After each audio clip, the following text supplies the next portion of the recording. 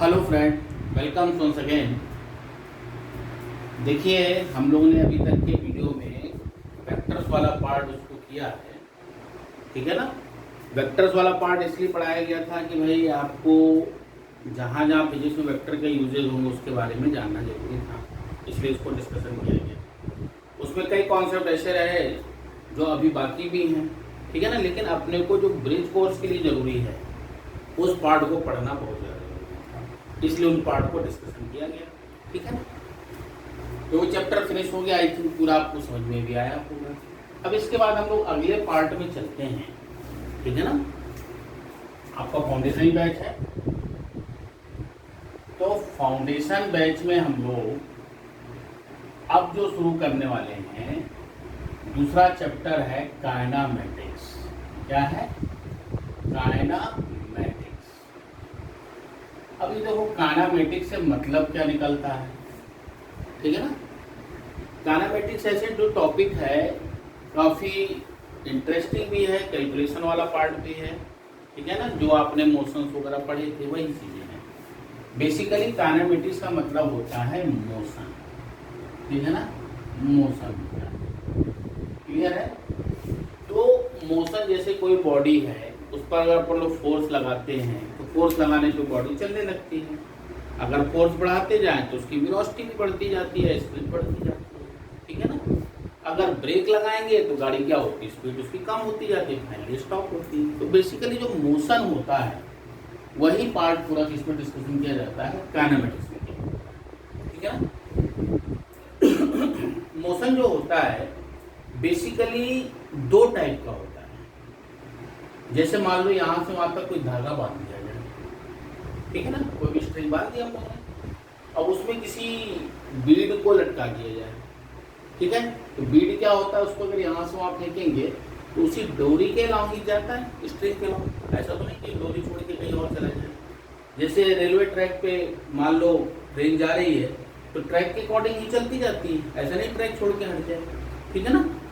तो जो मोशन होता है वो स्ट्रेट लाइन भी होता है, वन डायमेंशन मोशन भी होता है, टू डायमेंशन मोशन भी होता है। ये दोनों मोशंस क्या क्या होते हैं इसके बारे में पूरा डिटेल में हम लोग समझेंगे, ठीक है ना। तो पहले पार्ट में हम लोग स्ट्रेट लाइन मोशन पढ़ेंगे, दूसरे पार्ट में 2D डायमेंशन यानी कि प्रोजेक्टाइल और सर्कुलर मोशन पढ़ेंगे। जैसे पंखा होता है, पंखा घूम रहा है तो पंखे का मोशन कौन सा है, सर्कुलर हो गया, ठीक है ना।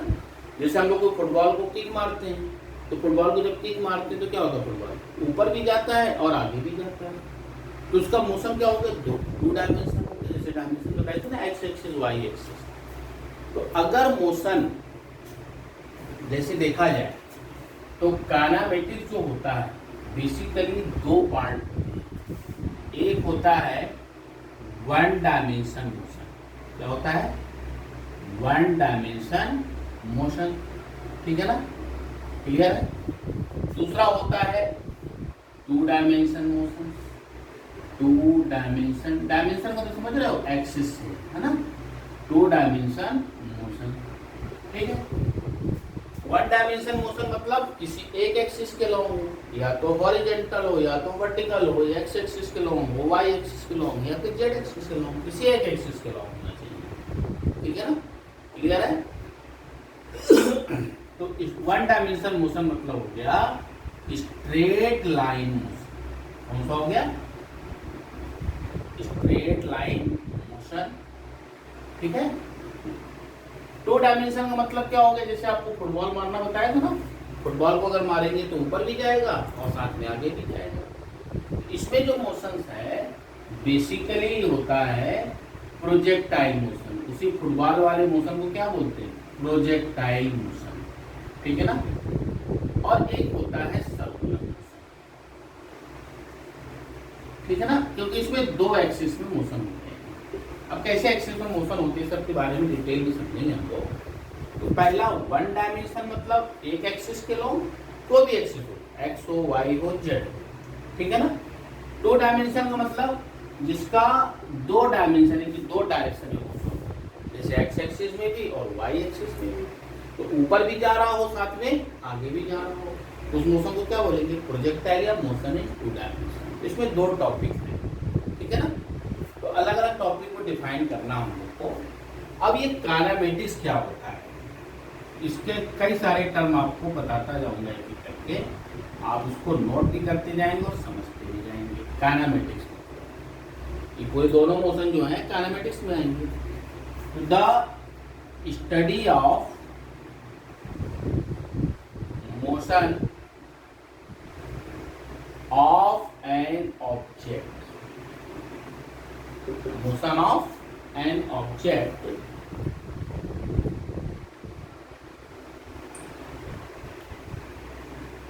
motion of object without considering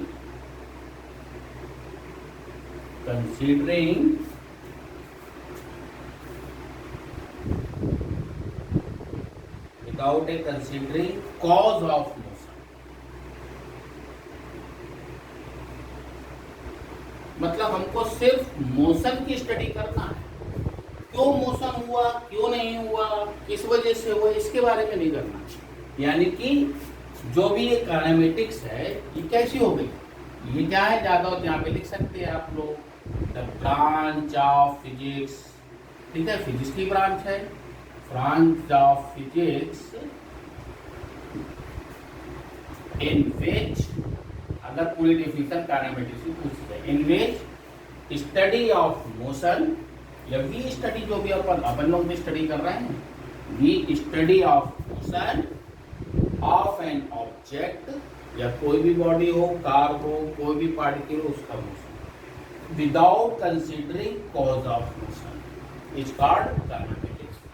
यानी इसमें कॉज नहीं करना है, किस वजह से हो, इससे मतलब नहीं अपना अपना मेन मतलब है मोशन हो रहा है, उसको ही ऑब्जर्व करना है। ठीक है, इसी में हम लोग कई सारे टर्म निकालेंगे, u निकालेंगे, v निकालेंगे, एक्सीलरेशन निकालेंगे, टाइम निकालेंगे।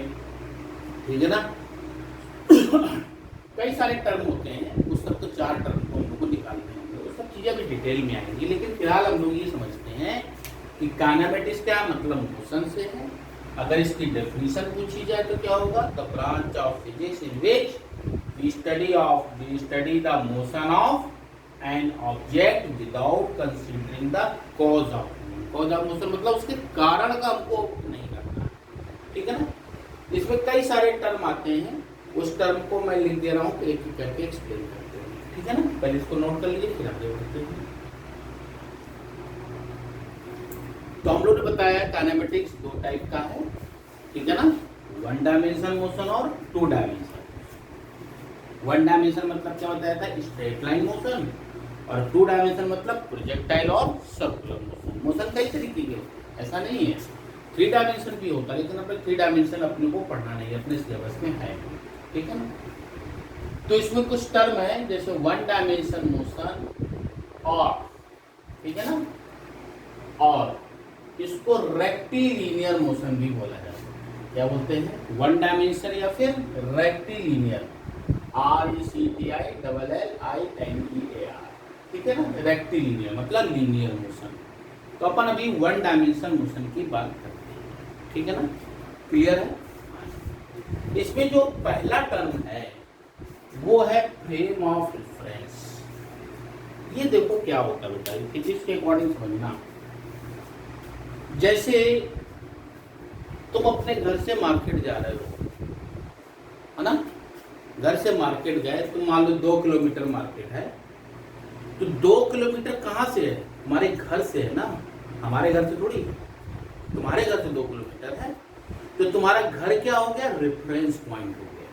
क्या हो गया, रेफरेंस पॉइंट। मतलब तभी तो बताओगे ना कि तुम कितनी दूर गए, कितना पास में गए, कम गए, क्या है क्या नहीं, सब तो कोई ना कोई रेफरेंस पॉइंट बताओगे कि नहीं बताओगे। जैसे अपन के पास लिखते हैं, अपन 2 लाइनें, एक लाइन बनाते हैं, एक लाइन अपन ने बना दी है। ठीक है ना, ध्यान समझना है क्या। अब तुमसे पूछा जाए ये लाइन छोटी है या बड़ी है,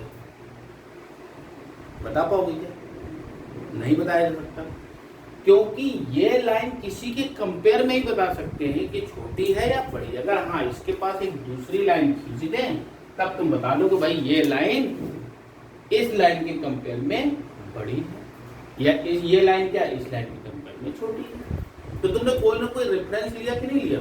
रेफरेंस मतलब जिसको तुमने माना है कि वो चीज फिक्स है, ठीक है ना। तो सबसे पहले फिजिक्स में हम लोग को फ्रेम और रेफरेंस पढ़ना पड़ता है। ये फ्रेम और रेफरेंस होता क्या? तुम्हारा घर भी हो सकता है, कोई प्लेटफॉर्म भी हो सकता है, कोई प्लेस भी हो सकता है, कोई भी चीज हो सकती है। तो फिजिक्स में जो फ्रेम और रेफरेंस होता है सबसे सिंपलेस्ट होता है एक्स वाई जेड एक्सिस, जिसको हम लोगों ने पढ़ा होगा। सबसे सिंपल फ्रेम होता है। यानी कहने का मतलब कि फ्रेम और रेफरेंस को आप दूसरे तरीके से समझ सकते हैं, X Y and Z axis जो होता है उसी को फ्रेम मान लिया, ठीक है ना। क्लियर है? सबसे सिंपलेस्ट है ये फ्रेम और रेफरेंस। तो उसमें क्या ओरिजिन होता है, ठीक है। वही कह रहा है कि frame in which we define position कहां पर है या location of body. Body generally particle या बॉडी का प्रोड्यूस होता है with respect to fixed point. With respect to fixed point, जैसे अपन कोई कोऑर्डिनेट खींचते हैं 4 3 या 3 4 कोई भी खींचे तो अपन ओरिजिन से तो लेते हैं ना। तो ओरिजिन को क्या माना हम लोगों ने? फिक्स्ड पॉइंट माना। तो ओरिजिन के रिस्पेक्ट में उसका कोऑर्डिनेट बता रहे हैं हम लोग, ठीक है ना। तो fix point are to an observer, जो तुमको देख रहा हो। जैसे तुम दौड़ के जा रहे हो तो हम उसको देख रहे हैं, तो तुम लोग दूर जा रहे हो तो हम भी फ्रेम और रेफरेंस हो। तो बता, फ्रेम और रेफरेंस इज नथिंग बट कोई ना कोई जिसको अपन ने फिक्स पॉइंट को लिया है ना, उसी को बोलते हैं फ्रेम और रेफरेंस, जिसके रेफरेंस में तुम जा रहे हो, ठीक है ना। सबसे सिंपलेस्ट कौन सा हुआ? X Y Z axis. Clear है? समझ में आया? जो गैलीलियो एक साइंटिस्ट थे, उन्होंने सबसे पहले, Galileo was first man who discovered the motion of particle, जिन्होंने मोशन को डिफाइन किया। किसके टर्म में? लेंथ एंड टाइम के टर्म। भाई टाइम के साथ टाइम भी बढ़ेगा, लेंथ भी बढ़ेगी, ठीक है ना।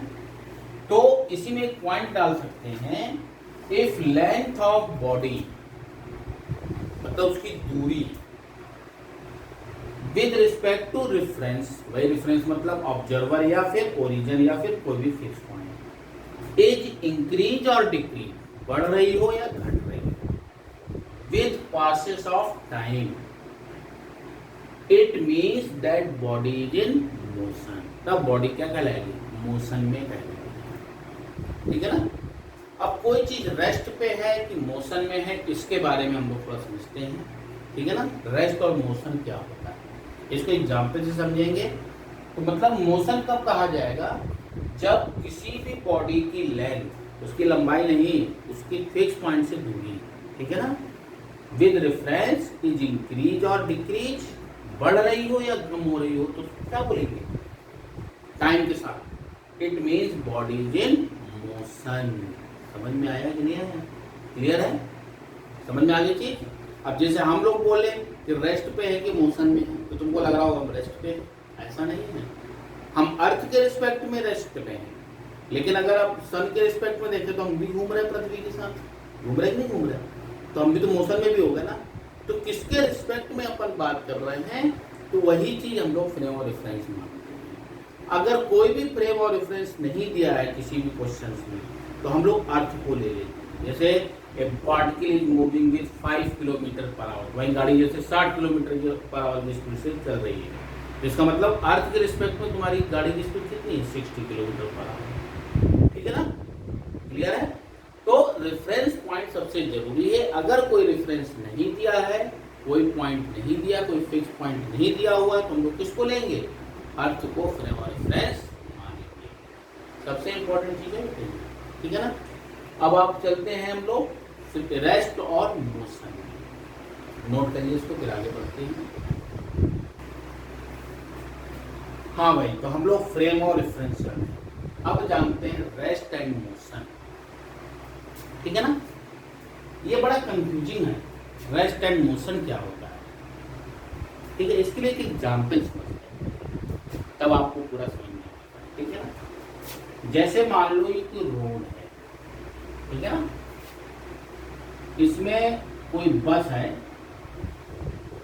मान लो कोई बस है, ये एक ये है, एक ये है, पहिए हो गए, 4 हो गए, लेकिन 2 दिख रहे हैं, ठीक है। ये मान लो इस डायरेक्शन में v वेलोसिटी से जा रहा है। क्लियर है? ठीक। इसमें एक बंदा बैठा है मान लो A, और एक दूसरा बंदा बैठा है B। दो बंदे हैं, तुम्हारे दोस्त भी हो सकते हैं, ठीक है। और ये जो रोड है, एक आदमी यहाँ पे खड़ा है, मान लो तुम ही खड़े हो, तुम्हारे दो दोस्त जा रहे हैं बस से और तुम खड़े हो बस स्टैंड पे, ठीक है ना। तो जब तुम देखोगे, क्या देखोगे कि बस जब आगे जा रही है तो मित्र तुम्हारा ए भी आगे जा रहा है, बी भी आगे जा रहा है ना। तो इसका मतलब इन दोनों की पोजीशन तुम्हारे रिस्पेक्ट में बदल रही है। भाई तो बस यहाँ चली गई, आगे चली गई तो दूरी बढ़ गई, लेंथ बढ़ गई ना। बताया था ना, लेंथ इंक्रीज हो या डिक्रीज हो तो बॉडी इज मोशन।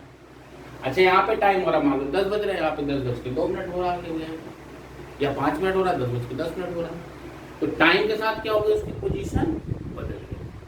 अच्छा, लेकिन अगर तुम्हारा दोस्त ए देखेगा बी को तो क्या लगेगा, वो तो वहीं वहीं बैठा होगा, वो थोड़ी चल रहा है, लगेगा क्या? समझ में आ रही किसकी नहीं आ रही? यानी कहने का मतलब, अगर हम लोग कोई भी एक टारगेट ले लें, मान लो बी को ले लिया, ठीक है ना, ये अपन ने बी को ले लिया, ठीक। तो बी जो हो गया, B is in motion, motion में है with respect to C. Clear? लेकिन बी जो है is at rest with respect to A. अब देखो आप, बी मोशन में भी हो गया और बी रेस्ट में भी हो गया। देखा डिफरेंस का कितना फर्क पड़ा।